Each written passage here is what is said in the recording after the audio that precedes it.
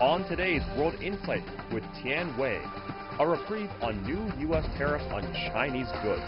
But markets spooked by a harbinger of recession, darker clouds ahead, and e-commerce competition heats up. With double-digit global growth seen, good times for online shoppers?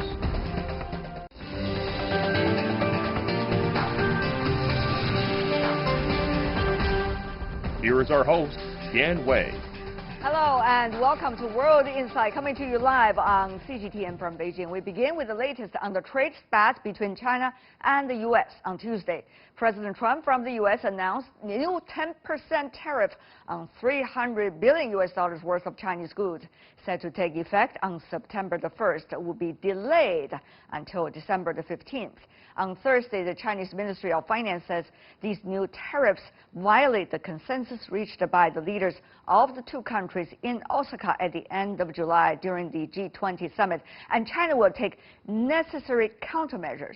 Meanwhile, economists around the world are sounding the alarm over the specter of a recession, sending shares on a free fall on Wednesday, and likely to continue later this week. Before we get discussion with our panelists, take a look at this first. Wall Street suffered its biggest drop in 2019 on Wednesday. The Dow dropping more than 800 points. Shares took a beating after the yield on the 10-year U.S. Treasury note briefly dipped below the yield on the 2-year one. In the past, whenever that abnormal inversion occurred, a recession followed.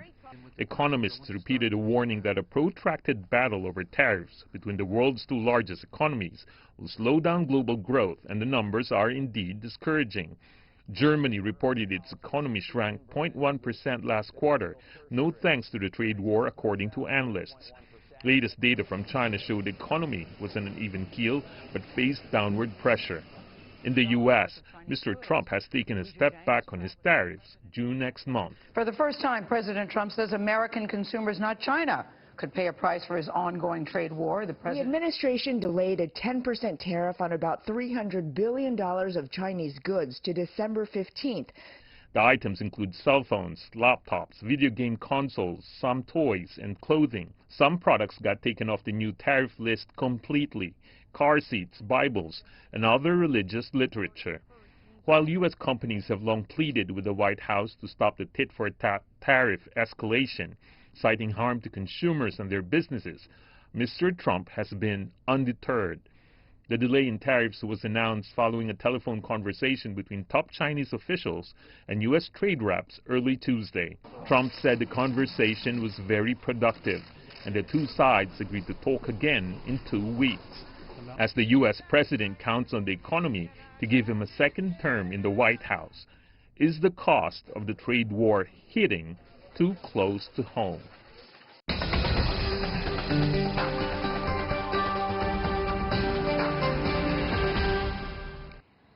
For the latest discussion on China-U.S. trade war, as some say, joining us in Washington, D.C., James Moore, the founder and CEO of Washington Institute for Business, Government and Society. Also in Washington, D.C., Professor Arthur Dong from Georgetown University's McDonald School of Business. Last but not least, in Beijing studio, Xu Sitao, Chief Economist from Deloitte, China. Gentlemen, welcome to our program. Go to Professor Dong first. What do you make of the latest decision made by the White House of the so-called delay of certain items which were originally earlier put on 10% tariff, 300 billion Chinese yuan products to the United States? What do you make of the latest? Yes, Tian, it signals from the White House that the White House is stepping back from the the actions that the President Trump had imposed on China starting September 1st. Oftentimes what we see is impulsive action on the part of President Trump, and later a sort of part of his modus operandi, his ministers and his advisors walking him back from the brink. And so we see a step back from the brink, and because there's a realization on the part of President Trump that the repercussions and the impact of the additional tariffs are going to hit the American consumer extremely hard, particularly sensitive as we run up to the buying Christmas season. On the other hand, we see almost at the same time the stock market has been going down dramatically, and the predictions about the economy, including that of the United States, even though it was earlier much more optimistic, Mr. Moore, now seems to be also going through a vein of uncertainty. Mr. Moore, how much do you think when the White House was making the decision to delay actually know and could have a sense of what's to come about the economy and certainly about the mentality? Well, I think it's important to realize the president, of course, has access to extraordinarily important information before the rest of us get it, and was undoubtedly shown that if we entered into this tariff tit-for-tat with China, that there were going to be some serious consequences, particularly going into 2020, the election year. But I think it's important to recognize that tariffs are only one part of a bigger equation. The news coming out of Germany, out of course, China, but elsewhere around the world has shown that this island of stability that seemingly in the United States economically is beginning to be hit fairly hard. And so there's no question that ultimately the United States is going to reach a point that enters into a recession. The question is, when will it come and how deep will it be? But on the other hand, Mr. Xu, we see that the U.S. government has earlier decided to put on more Chinese companies onto the so-called entity list by the Commerce Department. Now, just a reference to our audience, entity list was also among, some of the other names, for example, Huawei as well. So what does that mean? It seems that there's always mixed signals coming out of the White House so far. Well, I think that's a great question, because I think if both parties will reach a deal, I still think both parties will reach a deal this year. And I think one of the necessary conditions for the U.S. is to remove some of these Chinese companies off entity list, because you really cannot combine the issue of national security and with trade. And if it's really just national security, and you cannot negotiate. Right. And so I think that's a very important step for the U.S. to be taking if we have a trade deal before end of this year.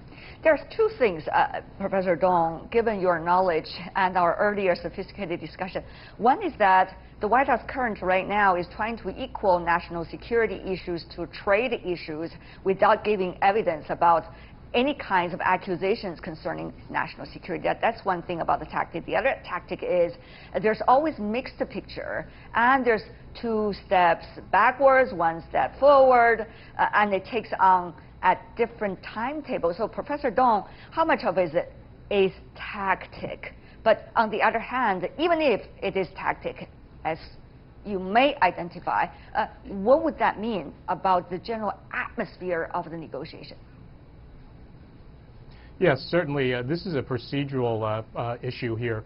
The fact that President Trump in the White House has been referring to or utilizing Section 301, using tariffs, being able to implement tariffs unilaterally and quickly as a result of Section 301 by aligning security interests or accusations that national security is imperiled as a result of various activities between the United States and China. And so it's been very convenient for the White House to utilize this particular section because it offers great speed and economy with regard to the imposition of tariffs. Now, what's looming is the most recent announcement by the White House declaring officially that China is a currency manipulator, opening the pathway, as I think what Mr. Xu had been referring to, for Commerce Department to additionally add more companies onto the banned trade list. And that is sort of one of the consequences that is going to amplify the current trade debate. Not only that, but also political topics as well, as we have seen some tweets coming from the president later yesterday suggesting about some internal issues regarding China's politics was also mentioned in a tweet regarding the trade negotiation. So, Mr. Xu, how dangerous and how likely China is going to kowtowing to threats like this when it comes to trade negotiations? Okay, I think after 12-round negotiation, right, I think both parties have become more realistic. And as I said earlier, I still see a trade deal toward the end of the year. And one of the reasons for me to hold a relatively sanguine view is I think discussion will be relatively narrow. It's not going to be all over the place. I would like to make another comment on national security, right? This is something which you may take that very offensively. But U.S. is not just doing that to China. I've seen some of the similar treatment between U.S. and even with U.S. allies like New Zealand. Trading partners. So probably we don't want to take that too seriously. Same goes for currency manipulator. IMF already reject that notion, and I don't think we should take that too seriously. Very interesting what you have just said, that not to take it so seriously. That's really leading up to the next question. Mr. Moore, how do you see all of these dramas, twists and turns regarded as so-called tactics out of Washington, or so-called mixed messages, lack of coordination out of the White House?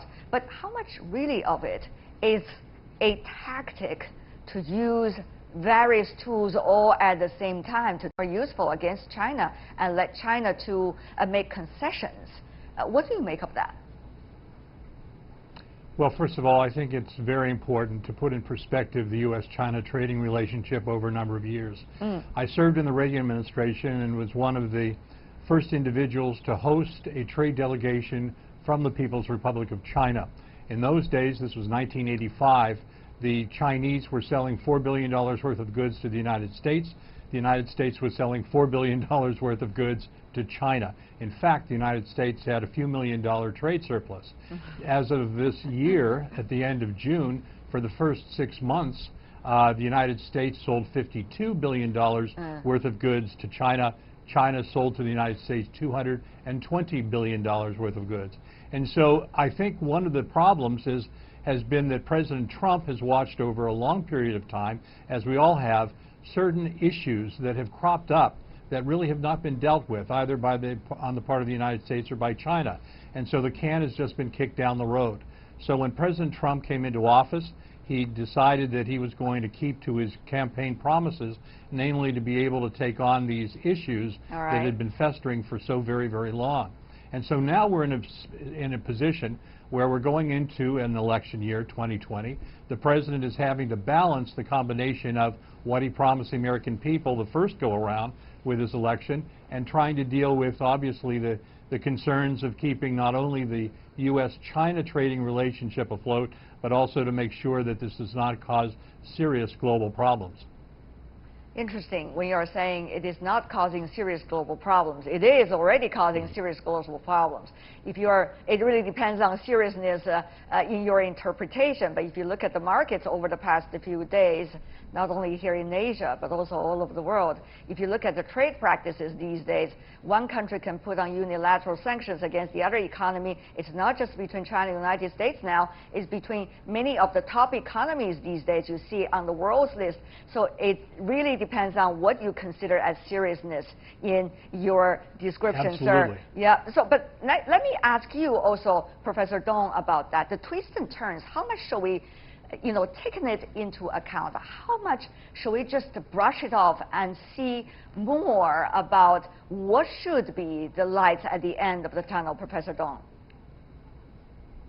Yes, the interconnectedness of the global economy was certainly made clear yesterday. The Dow Jones Industrial Average had its biggest single-day drop of 800 points. So there was a virtual bloodbath in financial markets around the world that rippled around the world. And what was more alarming was the fact that what spooked markets was that we have an inverted yield curve. And it's one of the most reliable predictors of an oncoming recession. It has certainly proven to be a valid measure, certainly in the last 40 years. Whenever there's a yield curve reversion or inversion, what we're going to see shortly thereafter is a recession. So the implications and impact in terms of the amount of pain that's going to be sort of expressed by economies all over the world. Certainly a part of this has been inspired by the ongoing trade war between the United States and China. As markets close, trade withers, and recessionary fears are about to magnify. Mr. Xu, Now, nobody wants the United States to have a recession. After all, it is the biggest economy in the world. If it is having a problem, everybody is going to have a problem to a certain extent. But the issue is that the U.S. and others are not driving themselves into a recession. That's the thing, at least we can do to avoid further repercussions of what's going on. So, to your knowledge, Mr. Xu, various interest groups in the business community, even though they want to see a successful result of the U.S. trying to balance its trade deficit with China, on the other hand, they also want to see predictability and certainty to a certain degree in the business, bilateral or multilateral. So how do you see the level of participation and support now they still have for the current White House, be it tactic or strategic? Well, I would say both, right? First of all, as you know, there's a Chinese saying, if you don't have a fight, you may not forge genuine friendship. So maybe that's what it takes for U.S.-China just to bat it out and then to reach some, whether you call that truce or ceasefire. I think actually that may not be a bad outcome. Secondly, if you look at the financial market from last November midterm election, actually for a very long time the market was getting quite immune to trade-related news flows. So implicitly, market was taking a view there will be a deal. So maybe the but that was during the earlier days. Now so maybe the recent changing, pullback and the correction. Particularly since the so-called naming China as the currency manipulator, we see people are getting much more vulnerable toward that specific act. So the market actually in past few days actually perversely may give the Trump administration more incentive to strike a deal with China. I mean, in the end, if you have a deal, it's better to do that in 2019, not in 2020. You know, during the election, you are not going to get much utility out of that. And I think for China, I really don't want to say concessions, all this, because a lot of things, what U.S. is demanding probably is in line with China's reform agenda in the very super long run, you know, IPR, market access, so on and so forth. So China is going to do some of these things anyway. But it really depends under what circumstances. And China will do it on its own initiative rather than being forced into a corner in a trade negotiation as if it was being forced onto China. Those are two different things, as you may know. Mr. Moore, let me go to you as well. From now till the end of the year. Now, President Trump does have a say to its voters about whether to balance the trade with China or not, as he earlier promised. But he also has a good promise to his voters that the U.S. economy will remain strong. So obviously one will sometime influence the other if the tactics are being used too much. Of course, if you're talking about decoupling of the two economies, it will be even worse. So, Mr. Moore, I would assume the White House will be quite nervous at this point as to how to walk this fine balance, even on its own political agenda. Well, certainly the White House should be concerned, but we shouldn't forget the fact that the United States right now has record employment. The consumer spending remains healthy at the moment, but obviously there are these signs on the horizon that should be of concern. But we shouldn't take away the fact that there are some very positive things that have allowed this economy to be so strong over the course of 9 years, which in itself is a record. Congratulations for that record, first of all. But secondly, go to you, Professor Dong, about that. Now, the Chinese economy is growing above 6%, even though there would be, as some economists suggest, some further slowing down of the Chinese economy. Both the market size and the sheer growth itself is still the most amazing in the world, despite of whatever the commentaries have been talking about in various media organizations. So in negotiations, two sides would threaten the other and saying, I'm the best and I'm strong.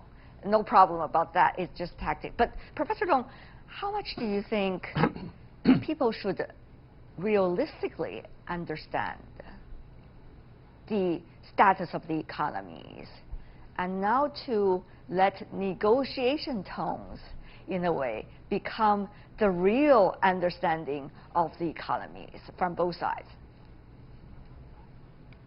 Yeah, there is an old expression that you better be careful what you wish for because you may get it. China's ability to deal with the current downturn, China has at its disposal many tools. And what we're seeing remarkably around the world, a great deal of resilience amongst major economies when it comes to dealing with shocks. And the reason being is that the skill level and the competencies of economic ministers and government advisors has increased all over the world, and China certainly being no exception. And so much has been said about China's, certainly President Trump is making a great deal of talk with regard to the decline of the Chinese economy and the overall impact of the trade war. And certainly empirical evidence certainly does suggest that there has been a slowing down, certainly with regard to the tradable goods and manufacturing sector. But when you consider the fact that it's one of the world's largest consumer economies, and as China, as Mr. Xu has suggested, sort of reevaluates and restructures the composition of their GDP, placing greater emphasis on consumption, well, once those billions of Chinese consumers begin to spend more, that can certainly be enough to sort of right the ship in the face of growing tariff barriers around the world. And so in order to sustain itself, I think China has many more tools at its disposal, but we will be realistic, and I will agree with Jim that that China is certainly facing some headwinds in the immediate moment. Yeah. Before we go, we have only a minute and 30 seconds left. Every one of you, can you help us to understand, could there be a deal or not by the end of this year before the election season is coming in the United States? And briefly, why or why not? Mr. Moore, you want to go first, sir? I think there will be a deal, but the notion that that's going to be some kind of a permanent solution to our problems, I think, would be greatly exaggerated. I think it'll be some kind of a decision that allows for the can to be kicked down the road. I see. Professor Dong? I would agree with Jim in stating that I think there's some momentum behind the current U.S.-China trade debate that may require longer-term restructuring of this relationship moving down the road. But I do believe that politics are going to become a central focus as to whether or not the acceleration of a trade agreement will either happen or not happen. I see. Last but not least, Mr. Xu. Yes, I see a deal. By the whether end of the year? it's in October or November, the reason is that if it's a deal next year, it's going to be not much meaningful for President Trump. For China, I think it's more than just a ceasefire. It's going to be some concrete changes in terms of IPR protection and market access. Thank you so much, the three of you gentlemen, for joining us, Xu Sitao, James Moore, and Arthur Dong. Really appreciate it. Thank you.